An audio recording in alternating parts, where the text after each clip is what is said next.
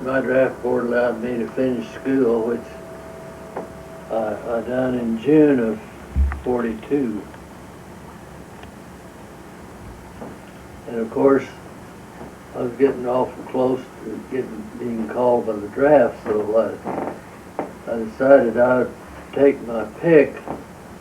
And they had what they called the Air Force had what they called the Aviation Cadet Program, that you could volunteer for that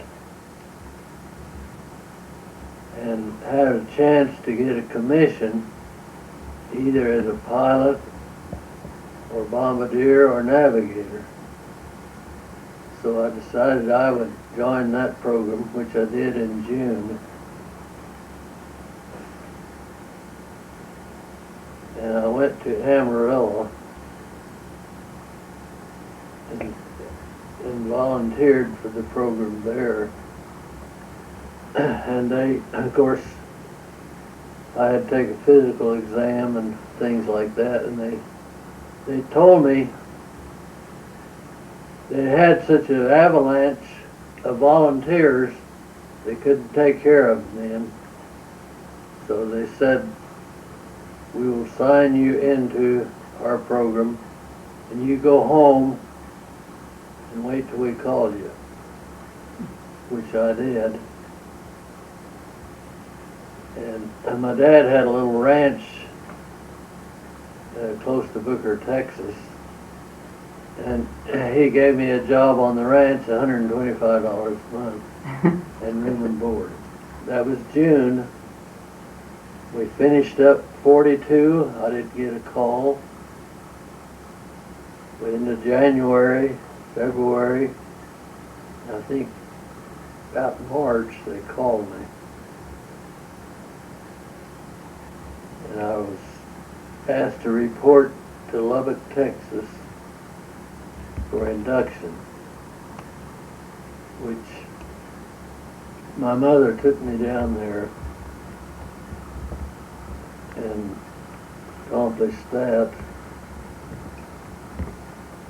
And they gave me a ticket, train ticket to go to San Antonio, Texas, and various meal tickets with it. And there were probably about 20 other boys in the group. We reached San Antonio Depot, and a 6x6 Army truck met us there and took us out to Kelly Field, where the Cadet Center was. And that's where my military career started. And that was really basic training for air crew people. Most of the people wanted to be pilots, but I didn't. I wanted to be a navigator. And I passed the programs that they give me for navigators. I was shipped to Ellington Field at Houston for basic navigation training. I was there for about 3 months. We learned, well, there's basically 4 kinds of navigation. There's pilotage, DR, radio, and celestial. And we studied mostly pilotage, which is just reading maps, is really what it amounts to. And I think I was there about 3 months. And then our group was shipped to Harlingen, Texas for aerial gunnery training. Did you see Pearl Harbor while you were there? Yes. Of course, they didn't have it like they didn't have the monuments there, right, like they do now. Sure. But we did make a trip out to Pearl Harbor. It was there's still some damage there. Eventually, we were transferred to Clark Field in the Philippines as replacements in the 345th Bomb Group. And that's where the combat started.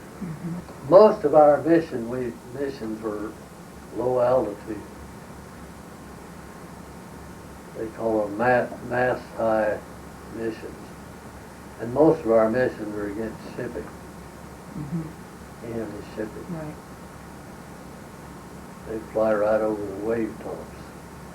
Wow. There's two reasons for that. One was, as you approached the enemy territory, you was below their radar. They couldn't detect you. And the main reason was it was more effective. And that instead of dropping the bombs on a ship, we would skip them into a ship, just like you throw a rock and you'll skip across the ocean. They'd skip these bombs into the ship. And it's much easier to get a hit that way. Right. And of course, when they were going in against the ship, you had 16 50 caliber machine guns firing out of your nose, and that kept a lot of the gunners down. Also, you could drop that bomb quicker, and the quicker you get rid of it, the better. Because if you ever get hit and you still have a bomb, it's almost, well, that's it. Right. Exactly. So that was another reason they'd skip Stay the low. bombs Right. into the side of the ship. It's more like a torpedo Yeah, that's than a what, bomb. exactly. But that was a new technique that they devised earlier in the war. And it was very effective. They got lots of ships.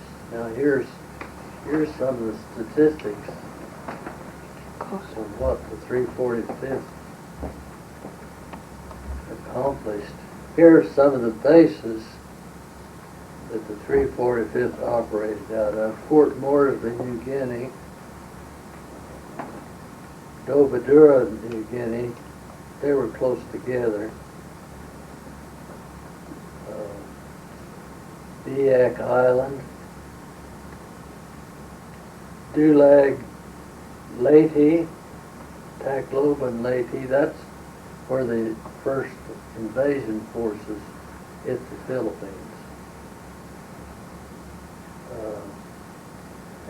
And this group was one of the first air groups that operated out of that area. Now that was before I got there. They had a pretty rough time then.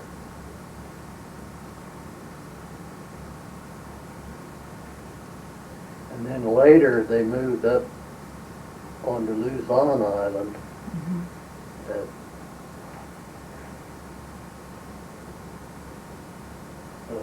San Marcelino and then Clark Field, and that's where I joined the group, was Clark Field. And then later they moved to Ayashima Island, which is just south of Japan, and close, more or less close to Okinawa. But during the course, incidentally, this group was activated November the 11th, 1942, and deactivated November the 11th, 1945. I'll be darned. So it had 3 years. Isn't that something? 3 years. It was activated at Columbia, South Carolina. Who would shoot the bombs out? And Pilot. The pilots did. Okay. He was busy. Now, you got to hand it to those pilots. They had a lot to do. Right. They had, of course, there were 2 pilots But the main pilot sat in the left seat. He was a plane commander. And he had to fly the plane, drop the bombs, Darn. shoot the guns. The co-pilot turned the camera on. Navigator probably had less to do than anybody. Of course, he was also the Oh, I would chaplain. say, He didn't want to done get the lost. praying. He did the praying. And also the co-pilot's job was to keep the pilot from flying into the target. He could get so engrossed in his job Exactly, his mini that job. he'd forget to pull the plane up. Uh-huh. Or he'd fly right into the target. Yeah. Did he have radar too? Did you have radar to be able to help you while you were the navigator, or to see if there was anything coming at you, or I mean, how far could you see ahead? I Well, the radar, we didn't have radar in the plane. guess. Okay, that's But now the enemy had radar supposedly to pick us up, as we're coming in. Mm-hmm. And if we fly low enough, their You could radio, stay below. their radar wasn't as good as ours. Mm-hmm. And they couldn't pick us up, so we'd fly real low, right over the treetops. Right, I see that. Okay. That's why. Mm-hmm. The mission to Formosa was June the 15th. That was, I guess, one of the first missions I flew, early.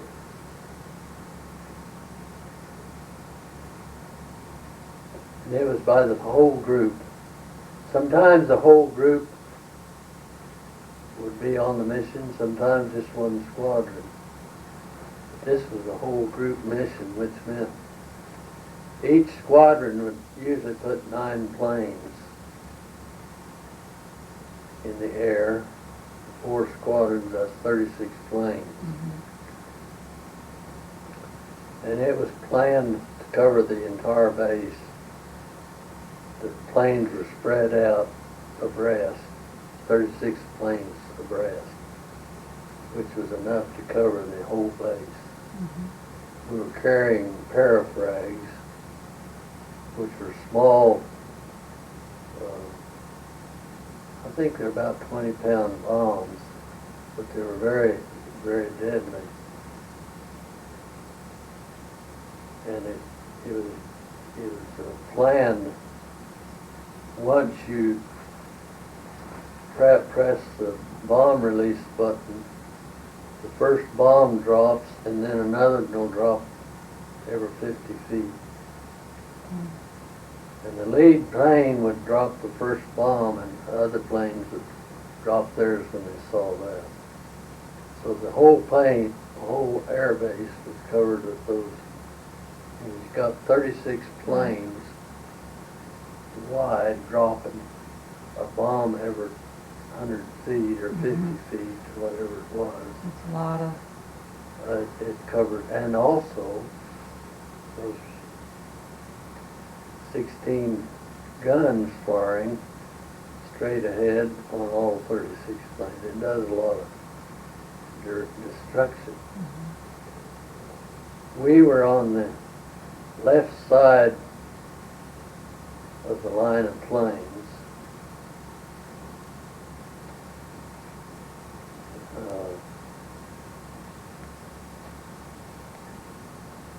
And I was flying with an experienced crew that day. The pilot was his name was Flight Officer Matthews.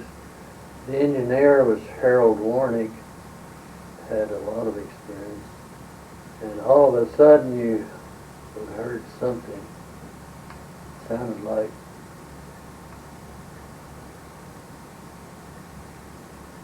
somebody was hammering on the plane. And we got hit right in the escape hatch with a 40 millimeter explosive shell. And when it hit, it exploded into shrapnel. And the Navigator is supposed to stand right behind the pilots. And the pilot said, looks like Warnick's hurt, go see if you can help him. He was up in the turret. So I went over, and he's trying to get his shoe off. And found out he'd got hit in the foot with shrapnel. So I helped him take his shoe off. And then he said, well, looks like you got hit in the back. And I never did know it. I didn't know it. Darn. It never hurt. Tell what you were wearing. Well, I was wearing a parachute, and I don't know why I was. I was flying too low to ever use one. And then over that was a flak suit. Yeah. It was just kind of a jacket affair that had strips of metal in it. Oh, okay. They were kind of sewed together. And that shrapnel went through that flak suit and the parachute. Wow. The flak suit had metal strips, didn't it? Yeah, it had little metal strips. This was a shirt he was wearing. Take a picture. And on his back then, where these holes are, he has scars there on his back. How deep did they go, the wounds on your back then? What? You got scars on your back from it, right? Yeah, they're supposed to match those. Just telling. Every time we take an airplane There's trip, blood stain there. I didn't get washed well, out. that Still would ring the bell. There's still shrapnel back there. Then ring the bell. Can you see it? Yeah, I can. I can get a good picture of it. Wow. Well, that's lucky you had that parachute on. Well, I guess it flak was. jacket. And you know, Wow. the squadron commander hung that shirt up in the orderly room for quite a while. He said, it behooves you to wear a flak suit. Here's a Guys lesson. didn't like to put those things on. They're heavy and awkward. But anyway,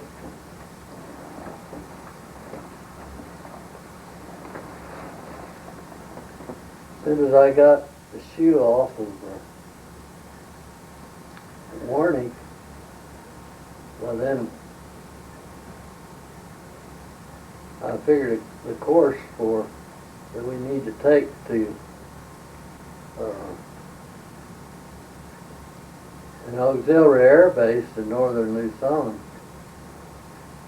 where we'd go, was a lot closer than. Were you having trouble with the plane then? No, Uh-huh. no problem at all. But he was. Yeah, but you never know. Right. You never know. But anyway, the pilot decided he wanted to go to that base, so I was figuring a course and got it all figured to give to him, and then he pointed out the window, and somebody was already escorting us. That was another procedure.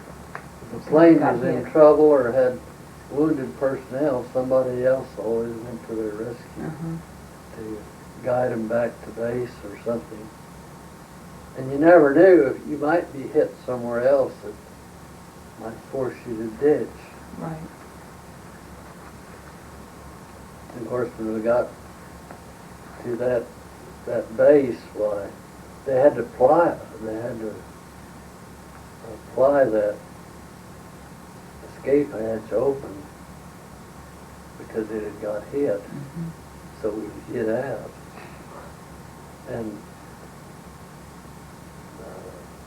me and Warnick was stayed there, at the military hospital there for about a week, I guess. He still has some shrapnel in his back, and every time we go through an airport, he rings a bell. Oh, you They darn. don't know what. Isn't that something? His surgeries, take x-rays of his chest. And then- What is this? Yeah. It goes crazy. Shrapnel. Oh, darn. We stayed there about a week, and then I guess the group sent a plane up to get us eventually. But I was taken off flying status until we moved up to Hiroshima, which was about the 24th of July. So I didn't do much more flying. Do you remember when Hiroshima was hit there in the beginning of August? Yes. Were you talking about it? Yes, very well. And what we did was on Hiroshima when that happened. and what did you and the other men think about the atomic bomb and The what? atomic bomb, well, of course I don't know what the others thought, but I thought President Truman made a good decision. I think it saved more lives than it cost, I really think. Because you know they already had planned to invade Japan. The invasion plan had already been made. 5 armies were going to invade Japan. How many casualties would that have caused? Yeah, on both sides. I mean, and we've been fighting women and children. Because they were armed. They were arming their women and children. And I'm sure that the bomb saved a lot of American lives. Absolutely. And of course, obviously. it cost some Japanese too, but I believe it cost less. I've heard before, one of the things that caused World War II was the Versailles Treaty. Because it was so hard on especially Germany. Right. And maybe Japan too. And that's why Hitler had come to power. Right. Was because of the Versailles Treaty. Right. And they vowed they weren't going to do that this time, and I think it was wise. Right. I agree. And they helped restore the countries, helped rebuild them. You know, the Marshall Plan done a lot to rebuild Germany, all of Europe. And we did the same in Japan. Right. Nobody wins in a war. No. Right. And there's no glory in a war. There's no glory in it. Processing is done. Well, Here's his dress winter uniform with these emblems on them. And this purple bar is his Purple Heart. And he said that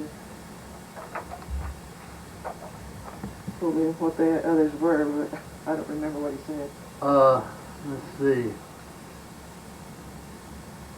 I think this is air medal. Which one? Is this one? Most of those are just where you were, like Philippine campaign, Well, one of the Japanese campaign, BX campaign, and then that's Navigator wings. Which campaign is which there? This is the Purple Heart. the only one I could tell you. Do you know the other campaigns then? I think this is their medal. And I don't know which one it represents which campaign. I really don't know. And the bars on the shoulder. What was it? The which? The bar. Well, that's the rank, first lieutenant. And that's the compass out of a Japanese zero. And they told me every time the Japanese pilot left his plane, he took this with him. He never left this in his plane. This would, like that, he'd plug it into his plane, and then when he got ready to leave, well, he put it in his box.